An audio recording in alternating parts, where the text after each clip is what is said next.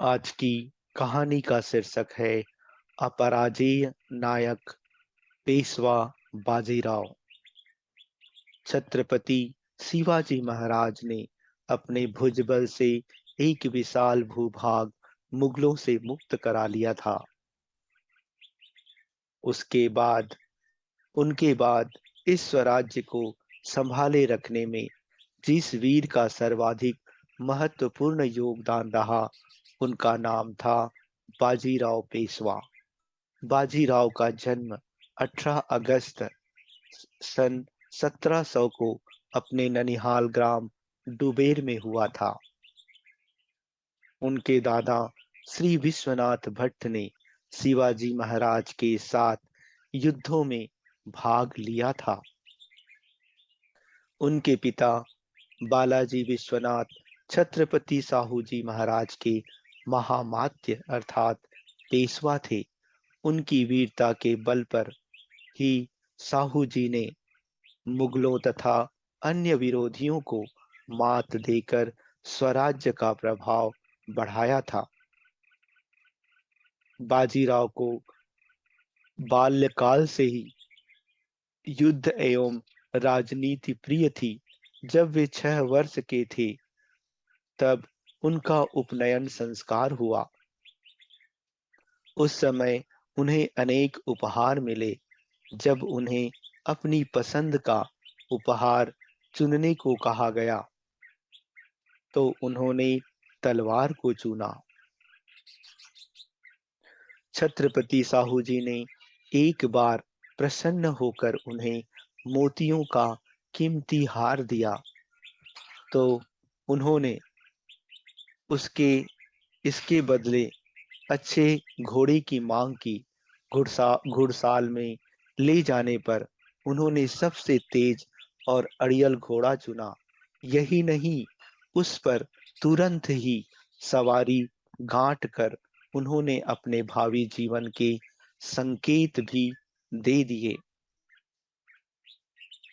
14 वर्ष की अवस्था में बाजीराव प्रत्यक्ष युद्धों में जाने लगे। 5,000 फुट की खतरनाक ऊंचाई पर स्थित पांडवगढ़ किले पर पीछे से चढ़कर उन्होंने कब्जा किया। कुछ समय बाद पुर्तगालियों के विरुद्ध एक नौसैनिक अभियान में भी उनके कौशल का सबको परिचय मिला। इस पर साहू जी ने इन्हें सरदार की उपाधि दी।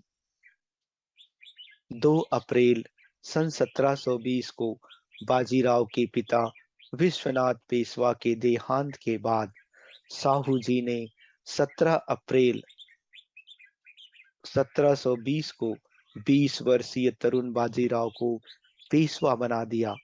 बाजीराव ने पेशवा बनते ही सर्वप्रथम हैदराबाद के निजाम पर हमला कर उसे धूल चटाई।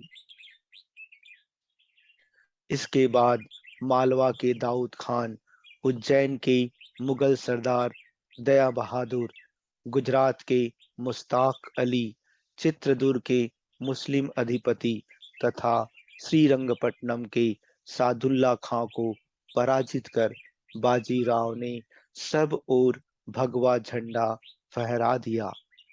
इससे स्वराज्य की सीमा हैदराबाद से राजपुताने तक हो गई। बाजीराव ने राणोजी शिंदे, मल्हार राव होलकर, उदाजी पवार, चंद्रोजी आंग्रे जैसे नवयुवकों को आगे बढ़ाकर कुशल सेना नायक बनाया।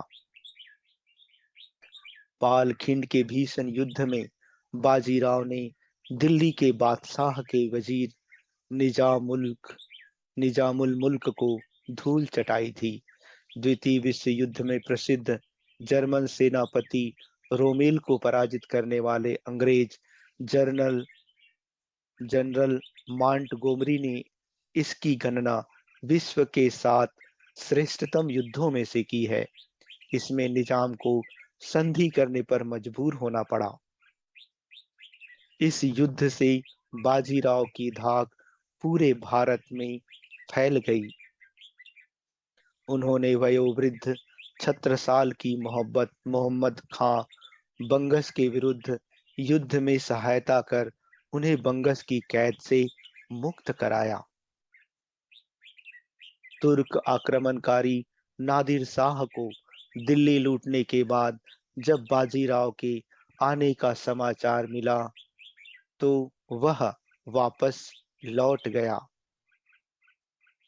सदा अपराजय रहे बाजीराव अपनी घरेलू समस्याओं और महल की आंतरिक राजनीति से बहुत परेशान रहते थे। जब वे नादिर शाह से दो दो हाथ करने की अभिलाषा से दिल्ली जा रहे थे तो मार्ग में नर्मदा नर्मदा के तट पर रावेर खेड़ी नामक स्थान पर गर्मी और उमस भरे मौसम में लू लगने से मात्र 40 वर्ष की अल्पायु में 28 अप्रैल सन 1740 को उनका देहांत हो गया। उनकी युद्ध नीति का एक ही सूत्र था कि जड़ पर प्रहार करो, शाखाएं स्वयं ढह जाएंगी। पूना के शनिवार बाड़े में स्थित महल आज भी उनके शौर्य की याद दिलाता है। अच्छा दोस्तों, धन्यवाद।